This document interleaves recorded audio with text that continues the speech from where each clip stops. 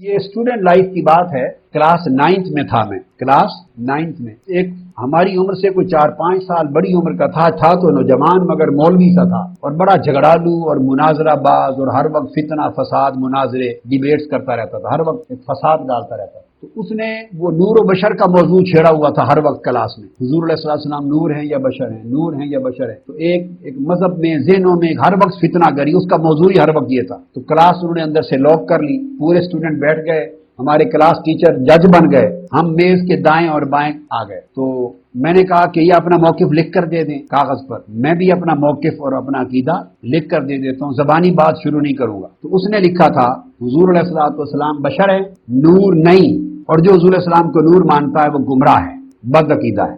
میں نے لکھا تھا اپنا عقیدہ کہ حضور علیہ السلام کو دونوں شانیں حاصل ہیں، بشر بھی ہیں، نور بھی ہیں. حتیٰ کہ میں نے یہ بھی لکھا کہ جو حضور علیہ السلام کی بشریت کا انکار کرے وہ کافر ہے، اور جو نورانیت کا انکار کرے وہ بھی گمراہ ہے. بیٹے میں آپ کو ٹیکنیک سمجھا رہا ہوں اپنی ذاتی، اور یہ میری کلاس 9 کا واقعہ ہے. کس کلاس میں؟ کلاس 9 میں 64 کی بات ہے یا 65 کی، 13 سال عمر تھی، 14 سال، کلاس 9.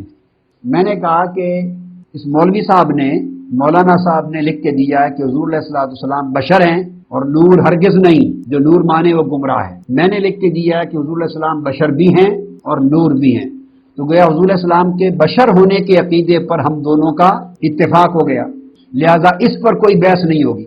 لہذا اس کو کوئی حدیث اور کوئی آیت اور دلیل حضور علیہ السلام کے بشر ہونے پر پیش کرنے کی ضرورت نہیں ہے. یہ صرف یہ ثابت کرے گا کہ نور نہیں ہے. اس نے لکھا ہے کہ نور نہیں ہے، جو نور مانے وہ گمراہ ہے. اب یہ قرآن سے اور حدیث سے صرف یہ دلائل لائے گا کہ نور نہیں ہے.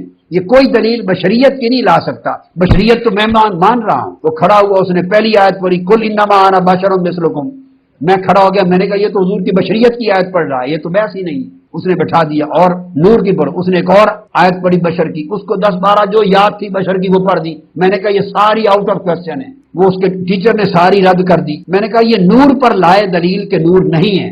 پھر اس نے حدیثیں پڑھی، حدیثیں بھی بشر کی تھی. میں نے کہا بشر کا تو انکار ہی کوئی نہیں کرتا.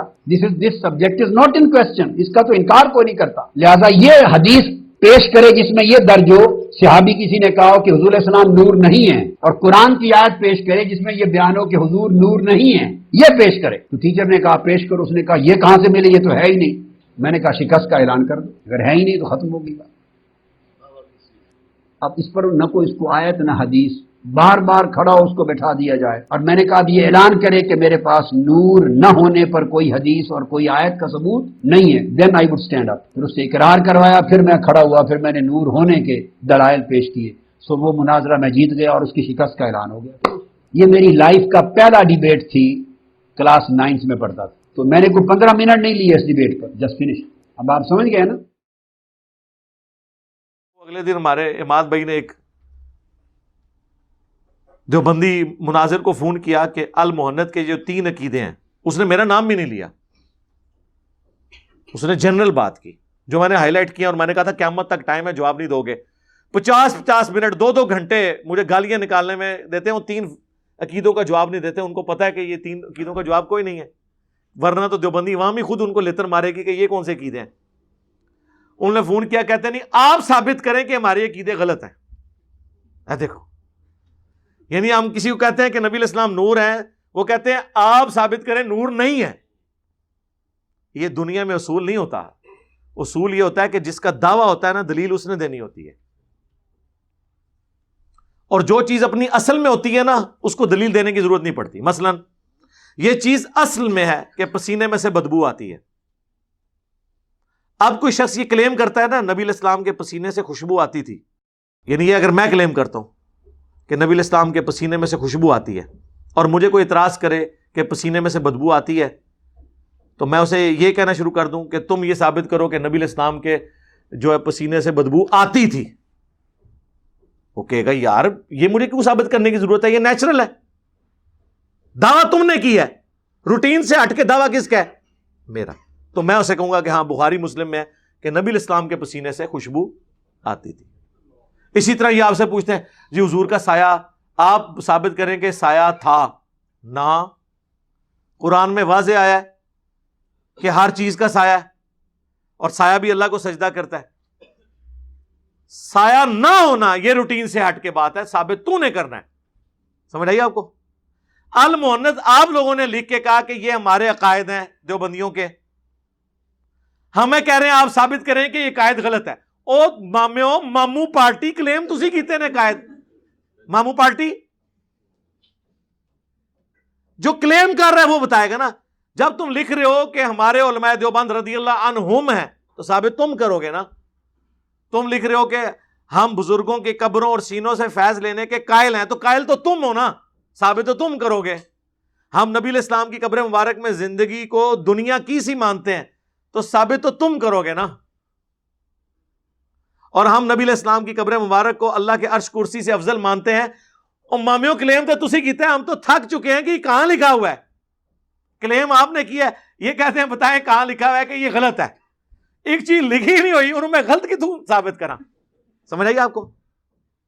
اور یہ وہ کہانی ہے جس کے اوپر ان کی ساری چیزیں چل رہی تھی, کیونکہ آپ نے کبھی اپنی عقل استعمال نہیں کی. ڈاکٹر طاہر القادری صاحب کا نا ایک مناظرہ پڑا ہوا ہے یوٹیوب کے اوپر, انہوں نے اپنی ردا سنائی ہے, بڑے فخری اپنے اسٹوڈنٹ کو کہ میں آپ کو طریقہ بتاتا ہوں کہانی پان دا. کہ میں 9ویں کلاس میں تھا تو ہماری کلاس کے اندر ایک تھا نجدی, اور وہ نور بشر کی بحثیں چھیڑ کر بیٹھ جاتا تھا. ایک دن ہمارے ٹیچر کو غصہ آیا, اس نے ساروں کو نکال کے کنڈی لگا لی اور کہا کہ آپس میں آپ لوگ اب مناظرہ کرو. تو میں نے اسے کہا کہ تم اپنا دعویٰ لکھو, میں بھی اپنا دعویٰ لکھتا ہوں. کاش اس نے میرے لیکچرز دیکھے ہوتے. اس نے لکھا کہ نبی علیہ السلام بشر تھے, نور نہیں تھے. ویسے تو نور ہدایت تو ہم بھی مانتے ہیں. انا ارسلناک شاہدا ومبشرا ونذیرا وداعیا الی اللہ باذنہ وسراجا منیرا. نور ہے, نور ہدایت, جو دلائل النبوہ میں مسند احمد میں ہے کہ میری پیدائش کے وقت میری ماں نے خواب دیکھا کہ ان کے لیے ایک نور ظاہر ہوا جس سے شام کے محلات بھی روشن ہو گئے. یعنی آپ کی دین کی دعوت شام تک بھی, رومن امپائر تک بھی پہنچنی تھی. یہ والا نور اور ہے, وہ بخاری بھی نور ہے, مسلم بھی نور ہے, صحابہ کی تعلیمات بھی نور ہیں, اہل البیت کی تعلیمات بھی نور ہے, قرآن بھی نور ہے. لیکن یہاں سپیشی کی بات ہو رہی ہے جو صحیح مسلم میں آیا کہ اللہ تعالیٰ نے انسانوں کو مٹی سے, فرشتوں کو نور سے اور جنات کو آگ سے پیدا کیا. اور یہ پورشن تو قرآن میں بھی ہے, سورۃ الحجر میں, سورہ الرحمن میں, کہ اللہ تعالیٰ نے انسان کو مٹی سے اور جنوں کو آگ کی لپٹ سے پیدا کیا. یہاں بات ہو رہی ہے سپیشیز کے طور پہ.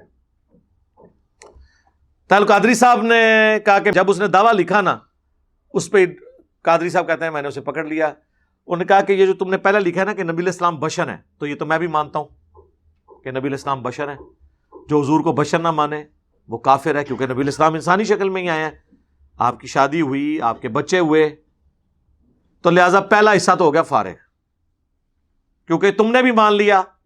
جو تم نے دوسرا لکھا ہے نا کہ نور نہیں ہے, اے ثابت کر. یعنی ثابت قادری صاحب نے کرنا تھا, انہوں نے کہا تو ثابت کر. تو وہ قرآن سے آیتیں پڑھنا شروع ہو گیا, قل انما انا بشر مثلکم. تو قادری صاحب کہتے ہیں میں نے اسے کہا کہ یہ تو میری دلیل ہے کہ نبی انسان ہونے میں تو بشر ہو, تو میں نے تو پہلے ہی کہہ دیا میں حضور کو بشر مانتا ہوں. تم قرآن سے آیت پڑھو کہ نبی علیہ السلام نور نہیں ہے, تو ان قیامت تک ٹائم ہی پڑھتا رہے. تو کہتے ہیں جناب میں مناظرہ جیت گیا. ظاہر ہے جی اس طرح کے مناظرے تے پھر جیتو گئی جدو تسی اصول ہی بدل دو گے. دعویٰ تو آپ کہنا, آپ لے کے آئے نا, جو روٹین سے ہٹ کے بات کر رہے ہیں نا, دعویٰ جس کا ہے وہ دلیل پیش کرے نا. یا تو آپ بتائیں نا ڈوئل نیچر بھی ہوتی ہے, یہ ہو سکتا ہے جیسے فرشتہ انسانی شکل میں آ کے حدیث جبریل میں موجود ہے, اس میں آپ کہہ سکتے ہیں. لیکن ادھر بھی کوئی یہ نہیں کہتا کہ حضرت جبرائیل جو ہے انسان بن کے ہے, کہا جاتا ہے انسانی شکل میں آئے, اور وہ بھی ایکسٹرا آرڈنری ان کی لک تھی, اجلے کپڑے, نہ ان پہ آثار تھے کسی سفر کے, اور جا کے حضور کے گھٹنوں سے گھٹنے ملا کے بیٹھ گئے. تو یہ ایک الگ چیز ہے, انسان بن کر نہیں آئے تھے. لیکن نبی علیہ السلام کو تو اللہ تعالیٰ نے یہاں تک سورہ بنی اسرائیل میں فرمایا اگر زمین پر فرشتے آباد ہوتے تو ہم فرشتوں میں پیغمبر بھیجتے. سورہ انبیاء میں آیا کہ ہم نے کوئی پیغمبر ایسا نہیں پیدا کیا کہ جو کھانے پینے کا محتاج نہ ہو, اور نہ ایسا اس کا جسم بنایا تھا کہ وہ ہمیشہ زندگی گزارے, موت تو اس کو آنی تھی.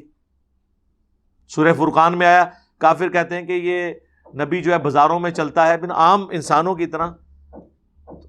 اللہ نے فرمایا کہ بھئی انسان ہی ہوتے ہیں تو اسی طرح ہی ہوگا. اگر ہم کوئی فرشتہ پیغمبر بنا دیتے تو پھر یہ کسی اور وام میں مبتلا ہو جاتے.